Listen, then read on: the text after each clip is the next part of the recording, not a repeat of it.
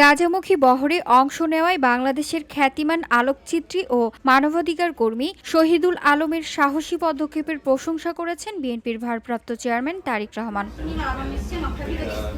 তারেক রহমান বলেন, গাজাবাসী ফ্লোটিলায় শহীদুল আলমের পদক্ষেপ কেবল সংহতি প্রকাশ নয়, এটি বিবেকের গর্জন। বাংলাদেশের পতাকা বহন করে তিনি বিশ্বকে স্মরণ করিয়ে দিয়েছেন যে এদেশের মানুষ কখনো নিপীড়ন ও অন্যায়ের কাছে মাথা নত করে না।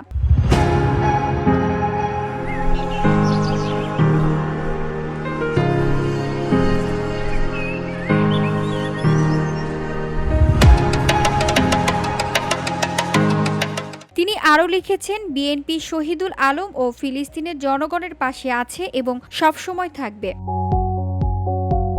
ইসরায়েলের অবরোধ ভাঙতে গাজা অভিমুখে থাকা জাহাজ কনসাস থেকে গতকাল শুক্রবার দুপুরে ফেসবুক ভিডিও বার্তা দেন শহীদুল আলম। ওই ভিডিও বার্তায় সব ধরনের বাধা উপেক্ষা করে ফিলিস্তিনের গাজায় পৌঁছানোর প্রত্যয় জানিয়েছেন আলোকচিত্রী শহীদুল আলম। আমরা একেবারেই গাজা পর্যন্ত যাব এবং কোনো বাধাই গ্রহণ করব না।